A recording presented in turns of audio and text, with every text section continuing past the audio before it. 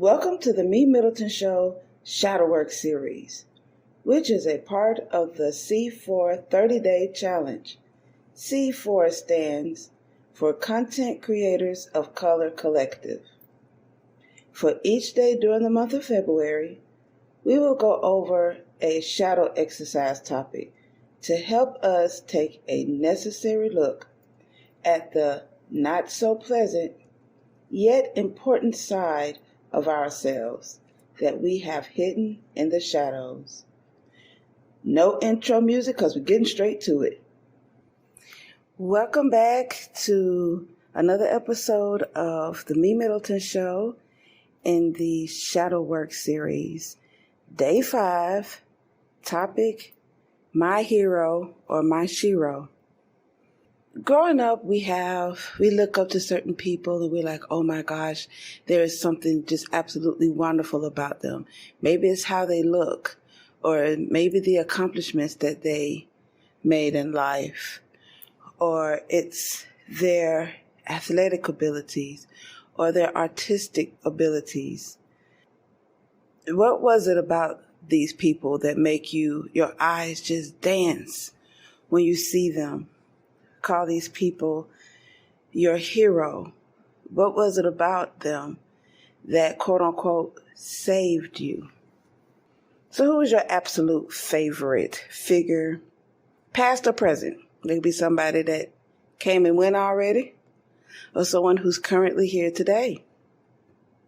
And how many of them do you have? I know I have more than one Shero and hero who I've looked up to. Who are they? Are they celebrities or are they everyday people? I know I got both. There's some everyday people who I absolutely look up to, and some well-known people. So what do they do? Are they writers, poets, artists, actors, actresses, inventors, athletes, educators, scholars, political figures, saints, fashion icons, models, warriors, philosophers, spiritualists, leaders, cooks, religious icons? Or are they podcasters? Write a list of your favorites and then write next to them what you love about them. No filters, please. You can go on and on about what it is that you love about them, from the frivolous to the absolute divine, lustful or otherwise. What is it about these people that you just absolutely love, that make your eyes gleam and dance? Make sure you write them out. And do you share these qualities? Or do they possess qualities you wish that you have? For each person you list, answer this question. What am I denying myself that I am projecting onto him or her?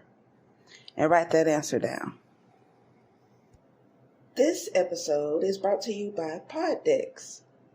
Do you find it difficult to come up with content ideas for your podcast?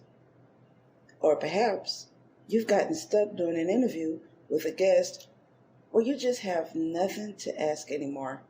Try Poddecks today. Poddecks is the best all-in-one podcast idea generation tool.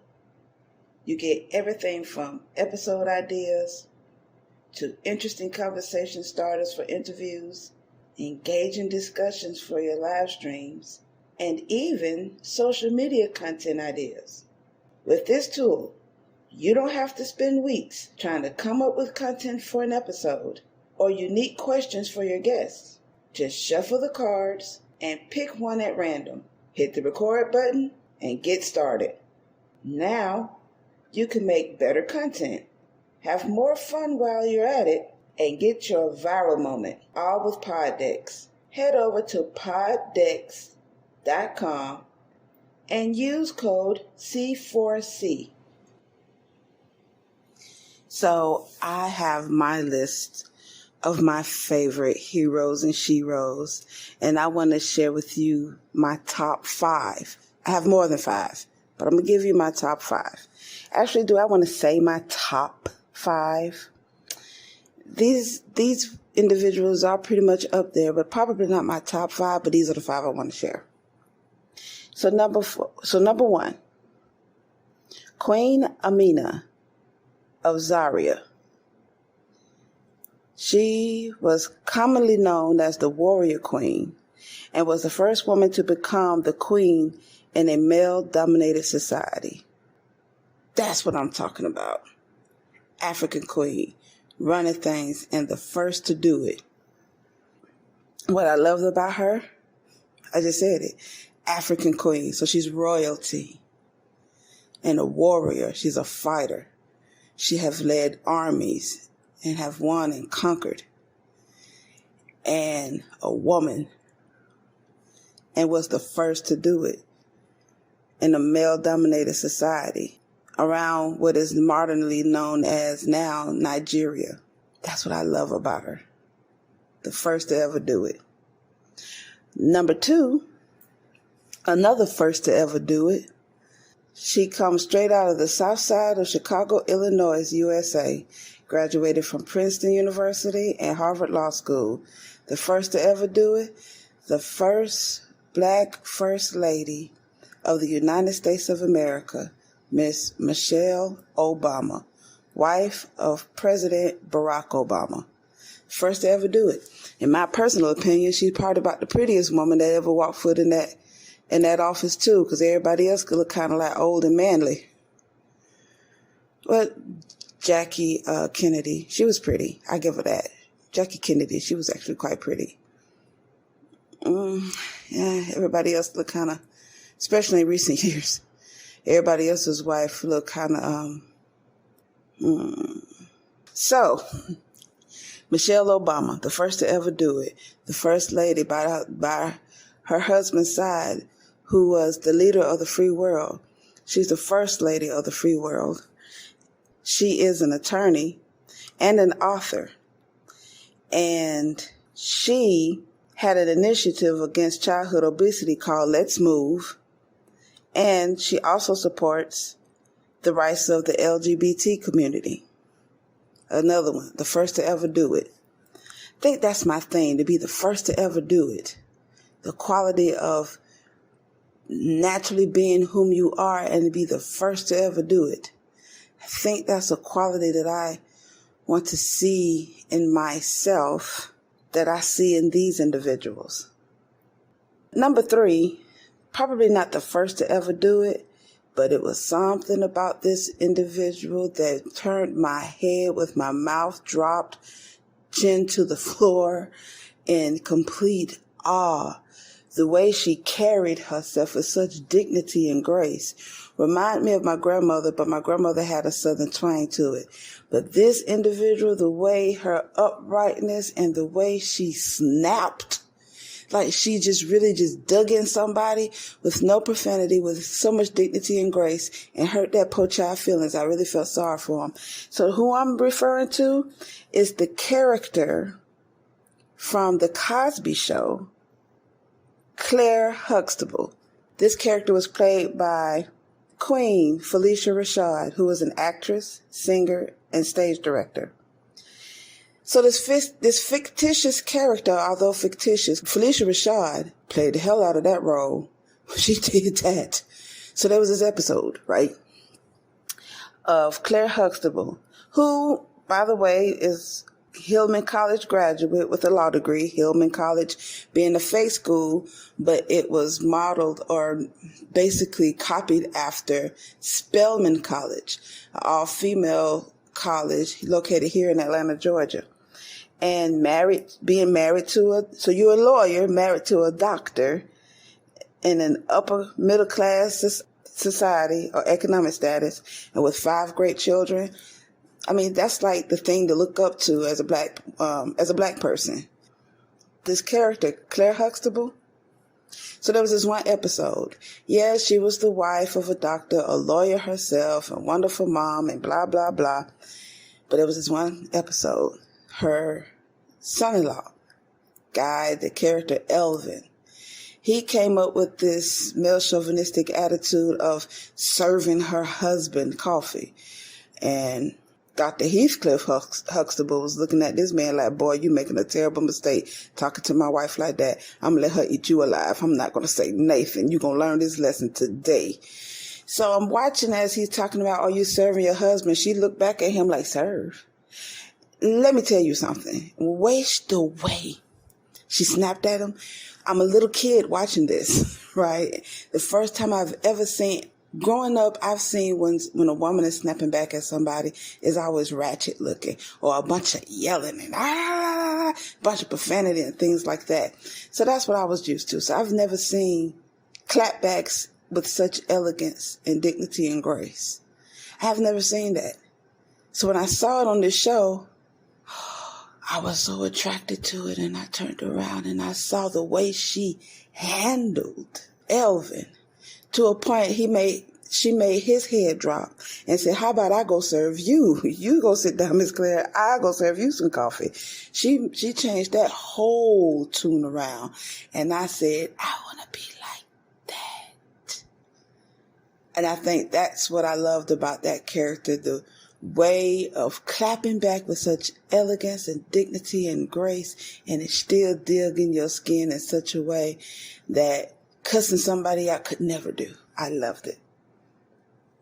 The fourth person I want to bring about, so the first three people I talked about were females, and that's great. I'm a woman. That's great. But I could also, I just in love with this person. Not in love like, ooh, I want to sleep with them. But if I could just have a 3-hour conversation, just sit down on the bench and have a conversation with this person. Back in my day when I was smoking weed, I'd smoke a blunt with them. I don't smoke no more, but I'll hold one holding one is actually a social no-no in the weed world. You don't want to babysit the blunt. But anyway, I'll sit there with him anyway while he burn one. And the person who I want to have a conversation with or without a blunt, is rapper, singer, actor, fashion designer. Personally, I call him a philosopher. 7-time Grammy Award winner, 16-time Grammy nominator, Andre 3 Stacks Benjamin. Yes, one half of the duo of Outkast, alongside with his partner, Big Boy. I love Andre Benjamin. Also a fellow alumni of my high school, of my alma mater, Andre 3 Stacks. If I could just have a sit-down conversation with this brother right here, talking about everything, not just spiritual stuff, but everything. I want to explore his mind. I also want to explore why in the world he feels like he has imposter syndrome. He is a magnificent, proven, documented that he is a dynamic lyricist. Like, he blows people out the water with his lyrical prowess. He ain't like Luther Vandross or Brian McKnight type of singer, but or Johnny Gill type of singer. But he can carry some notes, but his artistry in his vocals is magnificent. I love it. He's a talented actor, and his fashion label, his fashion line, Benjamin Bixby, I would wear it if I was his size. He's a toothpick, bless his heart. But I love his sense of fashion, his classiness. I love it. And I personally find him as a philosopher. I can see it in his music and his lyrics. He is a dynamic artist, and I love the arts. I went to the School of the Arts, as I said, and Andre 3 Stacks, a magnificent artist, lyricist, word master. That's what I want to see in myself, a word master. Number 5, the fifth person who is on this list, who I love. He's no longer with us in the physical. However, this is actually the second person no longer in the physical. The first person was Queen Amina of Zaria. The second person who is not in the physical, but is number 5 on my list, is Hong Kong and American martial artist, instructor, actor, director, screenwriter, producer, and philosopher, Bruce Lee. So it's more than just his fighting style and his fighting skills. As a child growing up, and we watching those martial arts flicks on Saturday afternoon, early Saturday afternoon, me and my mother were the first people in front of the television watching those shows. I loved it. And when you hear martial arts, the very first name that comes up in my generation's mind is Bruce Lee. First one. I think the next one probably be either Jet Li or Jackie Chan, probably Jackie Chan and then Jet Li, I don't know. But the first one that comes up to anyone's mind, especially my generation, Bruce Lee. I think I really loved him because of his definite aim, this letter that he wrote to himself, a promise that he wrote to himself, which is a formula that we use in what is called moon magic, where you write out these phases during specific times of the month and specific times of the year. I'm not going to get into that. That might be an episode, or I might even interview the person who leads in that. However, he wrote these sentences and tell me, he wrote these before it became true, and tell me if these isn't true. And he says, quote, I, Bruce Lee, will be the first highest paid Oriental superstar in the United States. In return, I will give the most exciting performances and render the best of quality in the capacity of an actor. Starting 1970, I will achieve world fame, and from then onward to the end of 1980, I will have in my possession $10 million. I will live the way I please and achieve inner harmony and happiness. Bruce Lee, 1969. Yeah, well, so far it looked like he made that all come true, right? I love that. And the last person I want to mention, she was an everyday individual, the third person who is not with us in the physical, but whom I can always count on even today, is my maternal grandmother, Miss Emma, whom I love, who is loved by everyone in my family, even those who haven't even met her. Hearing the stories of Miss Emma, you have her descendants that just loves her.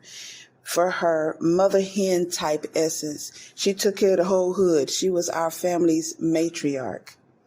Everybody in the hood would come over. I remember going over to my grandma's house, and she stayed in Vine City. For those who understand where Vine City is in Atlanta, which is basically across the street from the Mercedes-Benz Stadium, closest to the old site of the Georgia Dome. I remember going over to my grandma's house, and at night, when it's late at night, when I was spending the night, and there's like a bunch of people laid out on the couch, on the floor. Some of these people aren't no kin to me.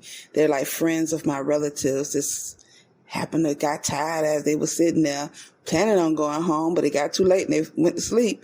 There go my grandma with a bunch of blankets and sheets and stuff, and she just, oh, well, here's another one. And she just covered them up, making sure they're comfortable, just throwing sheets and blankets over them, make sure they're okay. And then she'll go upstairs and she'll go to bed. She'll wake up early in the morning. She'll do her prayers, and then she, get herself together. Then she'll come downstairs and start making breakfast. And, she got to get ready for work herself when she was working at the local hospital. She loved all of her children, grandchildren, great-grand. She loved all of us equally. If she had a favorite, she ain't let you know about it.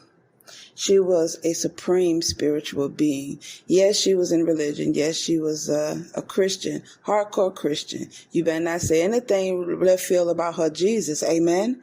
But she was definitely a very powerful spiritual woman. And I learned a lot of my spiritualness from her, watching her do things. And I still do some of the things I saw my grandmother do to this very day. She was the physical personification of love. and I definitely miss my grandmother. Here's to you, Miss Emma. I love you, Grandma. What's on your list? You ready to write your list out? To see yourself in these people, the qualities that you would love to have within yourself, or maybe the qualities you see in yourself that you see in them too. You ready to write them out? You sure you're ready to write them out? Okay, let go. Was it that fun? Did you learn anything? Did this episode stir up any questions, comments, or concerns?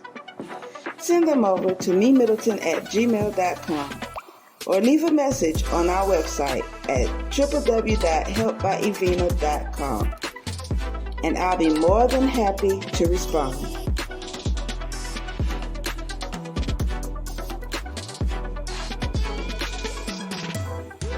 Check out our bonus content by becoming a patron. There are 4 different patron tiers to choose from. This is to help upgrade our equipment. So, don't miss out on exclusive episodes and wonderful rewards for your patronage.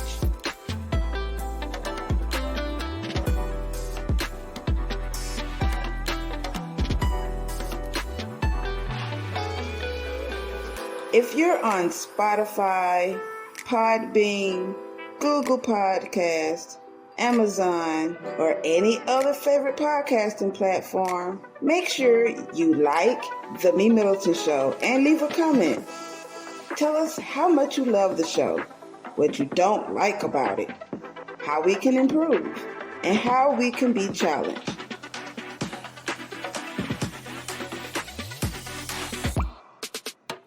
If you're listening to The MeMyddleton Show on YouTube, make sure you comment, like, click on the subscribe button and the notification bell to be the first to get the newest episode. And remember, proper prior planning perfectly promotes persistent productivity and proud, pristine performances. Now, get out there and perform. Until next time.